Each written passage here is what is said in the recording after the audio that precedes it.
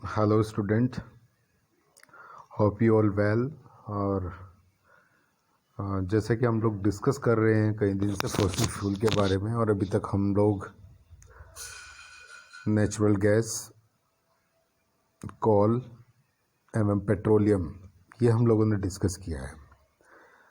अब fossil fuel है हमारे पास में, लेकिन अब उसके कुछ एडवांटेजेस होंगे और कुछ डिसएडवांटेजेस होंगे। आज हम लोग वो डिस्कस कर लेते हैं। उससे पहले ये जानने की आवश्यकता है कि क्या फॉसिल फ्यूल रिन्यूएबल रिसोर्सेज है या क्या।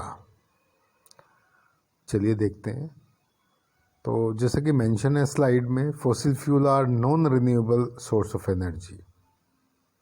Okay, they are found everywhere from the air we breathe to the water in the sea. हमारे चारों तरफ फॉसिल फ्यूल मिल सकता है हमें, but as I told you that it will take a long time to become a fossil fuel like coal, petroleum or natural gas. So most of the energy uses by us is obtained by the burning of fossil fuel. बहुत दिन तक हम लोगों ने इस trend को देखा कि कोल का इस्तेमाल करके हम एनर्जी लेते हैं और बहुत सारे रिसोर्सेज हैं फॉसिल फ्यूल वाले जिनका इस्तेमाल करके हम एनर्जी को ले सकते हैं। These fossil fuels are used up at a faster rate.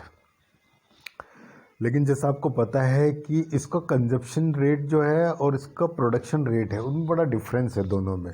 कैसे हम इसको समझ सकते हैं कि फॉसिल फ्यूल को बनने में कई हज़ार साल लग जाते हैं और उसको हम एक झटके में जला के उससे एनर्जी को प्रोडक्शन कर लेते हैं और प्रोड्यूस कर लेते हैं। और हमें ये पता है कि ये एक रिवर्सिबल प्रोसेस नहीं है कि आपने यूज़ कर लिया फिर वापस तैयार हो गया, क्योंकि जब ये दोबारा तैयार होगा तब तक हम नहीं होंगे उसको देखने के लिए, right. So these fossil fuel are used up at a faster rate. They can not be regrown at a scale compare to their consumption, as I told you. With the increasing demand for the production of various energy, fossil fuel energies decline day by day. It is difficult to replace them. बड़ा मुश्किल है। कोल हमारे पास है, natural gas हमारे पास में है, इनका हम इस्तेमाल इस तरीके से करें कि हमारे एनवायरनमेंट को कोई नुकसान ना पहुंचे और इनका जो रेट है वो ख़राब ना हो। That's why they are known as non renewable source of energy. Okay, अब एडवांटेजेस देख लेते हैं, इसके फ़ायदे क्या हैं। फॉसिल फ्यूल के generate large amount of electricity at a single location.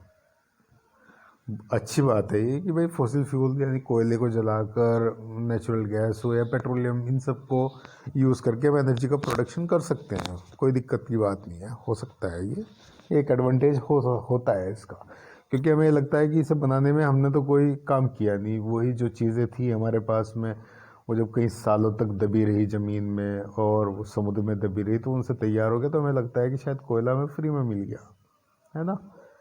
तो इससे हम इलेक्ट्रिसिटी का प्रोडक्शन कर लेते हैं। लेकिन उससे होने वाले जो नुकसान है वो भी हमें देखने हैं कि पैरेलली जो नुकसान हो रहे हैं वो क्या है। They they they can found very easily. They are cost effective. Transportation of oil and gas can be done easily through pipeline. अच्छी बात है, हम कोयले और गैस को जो है ट्रांसपोर्ट कर सकते हैं एक जगह से दूसरी जगह तक आराम से, कोई ऐसी दिक्कत की बात नहीं है। But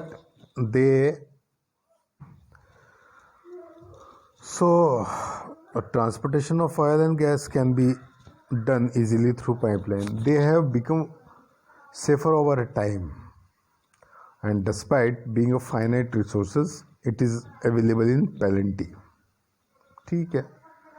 नुकसान क्या हो सकते हैं भाई? कोयले को जला दिया हमने, कोयले से क्या मिलेगा हमें? कार्बन मोनोऑक्साइड और कार्बन डाइऑक्साइड। कहाँ जाएगी वो? एनवायरनमेंट में। क्या करेगी वो? पोल्यूट करेगी। किसको? एनवायरनमेंट को। एनवायरनमेंट पोल्यूट होगा, हमारे पेड़ पौधे हमारे ख़राब होंगे, उससे होने वाली फसल ख़राब होगी, और डायरेक्ट उसको जब हम इनहेल करेंगे हवा को तो हमें दिक्कतें हो सकती हैं बहुत सारी। ठीक है, सांस लेने में दिक्कत होगी तो आदमी उससे मर भी सकता है, डेथ भी हो सकती है। ये एक बहुत बड़ा जो है कारण है इसका।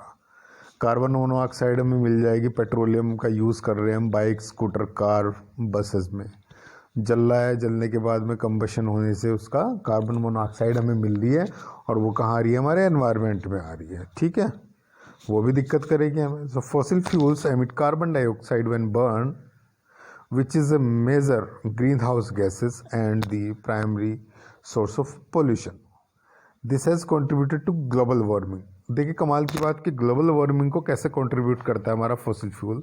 कोयला हमने जला लिया, कार्बन डाइऑक्साइड हमें मिली, एनवायरनमेंट में चली गई, एनवायरनमेंट में गई तो उसका टेम्परेचर इंक्रीज करेगी because of the green house gases, और टेम्परेचर जब इंक्रीज होता है उसका तो ग्लोबल वार्मिंग क्रिएट होती है। सेम कंट्रीब्यूशन हमारा होता है पेट्रोलियम की तरफ। पेट्रोलियम यानी कि पेट्रोल या डीजल का हम यूज़ कर रहे हैं बाइक, कार और स्कूटर और बसेस में, वहाँ से कार्बन मोनोऑक्साइड मिल रही है, वो हमारे एनवायरनमेंट में जा रही है, पोल्यूट कर रही है, जिससे कि वो ग्रीन हाउस गैसेस में कन्वर्ट हो रही है और वापस हमें ग्लोबल वार्मिंग का इफेक्ट मिल रहा है। या ग्रीन हाउस गैसेस हमें कहाँ से मिल रही है, जब हम अपनी स्टैंडर्ड ऑफ लाइफ यानी कि standard of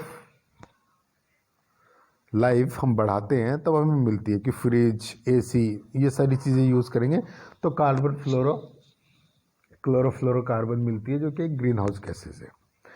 so they are non renewable resources that is once used they can not be replaced. ये भी एक डिसएडवांटेज है इसका कि भैया एक बार यूज़ हो गया तो अब वो दोबारा आपको नहीं मिलेगा, simple.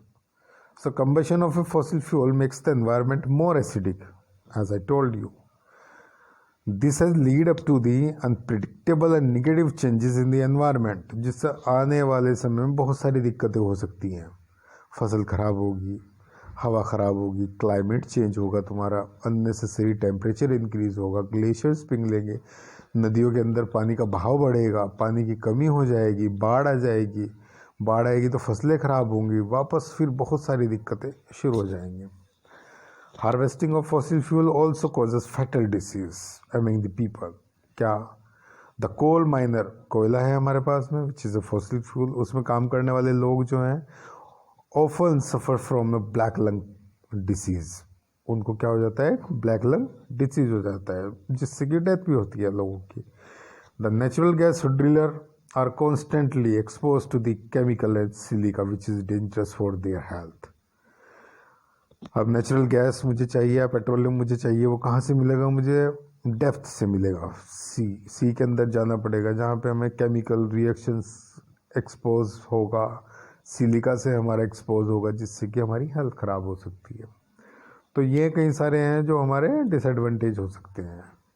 If you want to act green, first think green, and these are the references. Okay, तो बहुत सारे एडवांटेजेस हैं अभी, और भी आप खुद से भी लिख सकते हैं, अपने आप बना सकते हैं उन्हें।